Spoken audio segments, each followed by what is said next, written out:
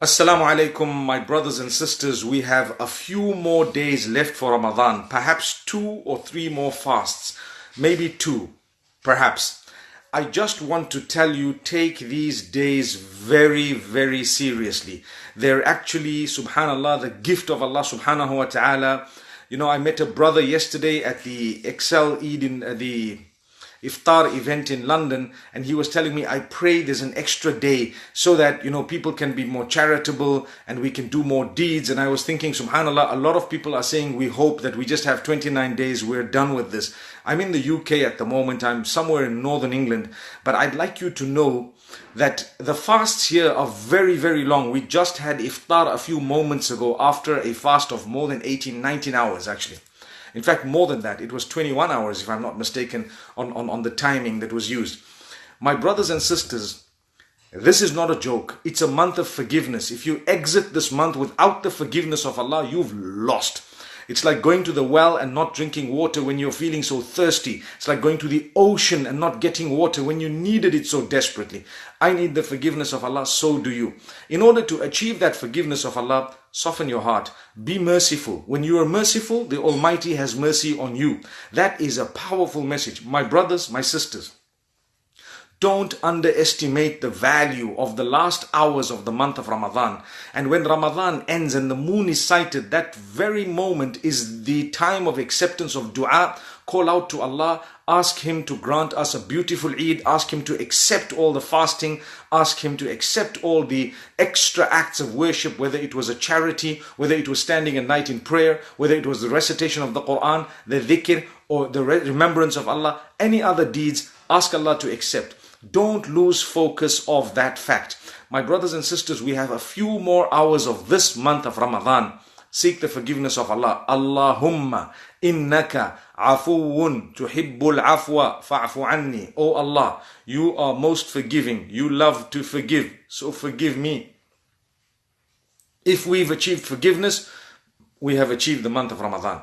Now there is a question, how do I know that my Ramadan was actually accepted by Allah and I've come out of it totally forgiven? The answer is very simple. If your life has changed, yes, it was accepted by Allah, which means you've achieved the broadest spiritual benefit of the month of Ramadan, known as the taqwa that comes with it. But if your life hasn't changed and as soon as the moon is sighted, you go back to your bad ways and habits, it means that you have not achieved anything besides the fulfillment of a duty and an obligation, not in the proper manner, but just to get it over and done with. That should not be the case, but rather the former should be the case, whereby we have the mercy of Allah, the consciousness of Allah. My life changed. I've become a changed person. I've quit habits, even if I've changed 1 or 2 major things in my life in order to please Allah. I know there are certain things that I've been trying to quit for the sake of Allah subhanahu wa ta'ala. I'm going to quit them. That should be the attitude. And I know that there are certain things I need to do for the pleasure of Allah. I'm going to do them. I'm going to make sure that I fulfill this come what may. That is the attitude. When we've changed even a little bit in this month of Ramadan, we would definitely be from amongst those who have benefited from the month. And we know that it's accepted by Allah subhanahu wa ta'ala because we have changed. So my brothers and sisters, remember this. When Ramadan is coming to an end, don't become relaxed and don't, think for a moment that now it's the dying moments, it's okay, I can calm down. These are the most exciting times of the month of Ramadan. This is why Laylatul Qadr was not at the beginning of Ramadan. Imagine, if it was the first few days, the first odd days, the third, say the other way around, the third or the fifth or the first of Ramadan, we would not even worship Allah towards the end of Ramadan. I thank Allah who is the all-wise. In His divine wisdom, He has actually prescribed for us that the time of Laylatul Qadr will be one of the last 10 nights of Ramadan, possibly, more probably, one of the odd nights from among the last 10 nights of Ramadan, most likely one of the last few nights of the odd nights from the month of Ramadan, but we don't know for certain which night it is. So subhanallah, according to the Jumhurul Ummah, we're supposed to be searching for this night. Taharraw Laylatul Qadri, Taharraw Laylatul Qadri, fil witri min al-ashr al-awakhir min Ramadan. Search for the night of decree. in the odd nights from the last 10 nights of Ramadan. And that's what we've been doing. We ask Allah to make us from among those who achieve. Don't lose hope. If the 27th has passed, trust me, there is still one more night, and that is the 29th. And subhanallah, if we see the moon on Thursday night, we will have Eid on Friday. By the will of Allah, I will be making Eid in London, in the park, at the Valentine's Park in London, with the Muslimin, friends, relatives, family, and those who are from the Ummah of Rasulullah Sallallahu Alaihi Wasallam. I pray that we have a blessed day. I'm excited, looking forward to that beautiful day. We deserve the day of Eid. One quick issue that needs to be discussed. Sometimes when a death has occurred in the family during the year or in the last few months, or something bad has happened, people say or think that we should not be celebrating Eid because it's the first Eid after the death of my uncle, my grandfather, my wife, That is blasphemous and it is a sin. Eid is a day given by Allah, and Allah instructs you to take it as a happy day, a day of Eid. You have to declare the greatness of Allah and enjoy that day, and ensure that you have not stayed back for whatever reason it may be. It's a day that Allah has blessed us with, and the Prophet ﷺ has asked us and instructed us to go out for Salat al-Eid, to make sure that we are happy, we congratulate each other upon a beautiful season of ibadah.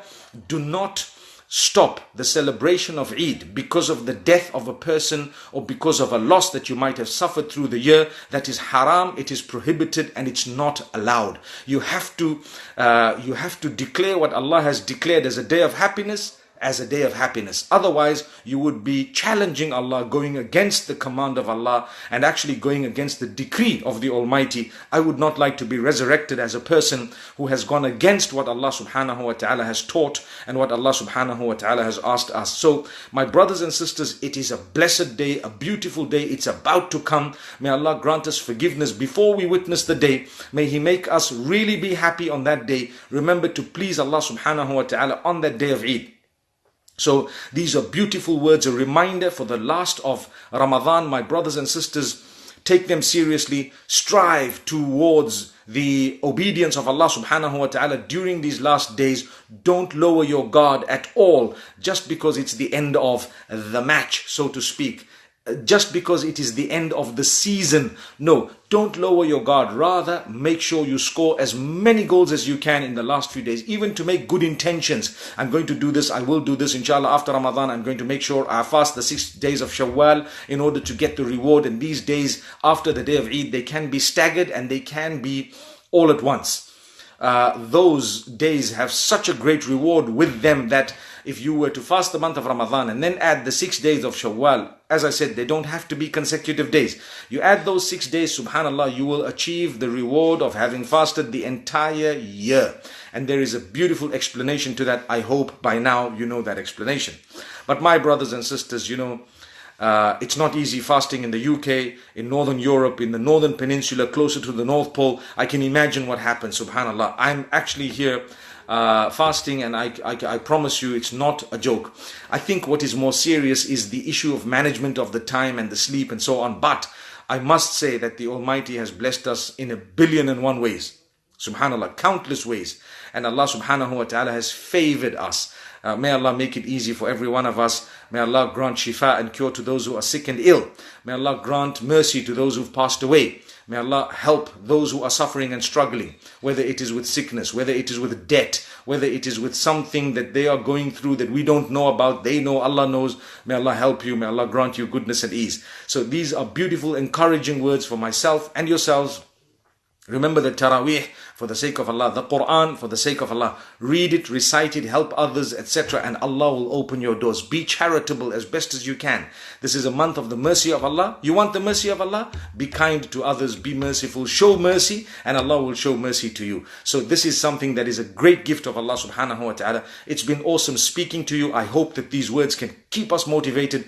Just as I was feeling a little bit under the weather, I thank Allah that I've got this opportunity to speak to you. It's given me the encouragement as well. Inshallah, we'll post this up on YouTube for the benefit of all. Jazakumullah khair. Don't forget us in your prayers and all those across the globe who are struggling. Aqulu qawli hadha. Wassalamu alaikum wa rahmatullah.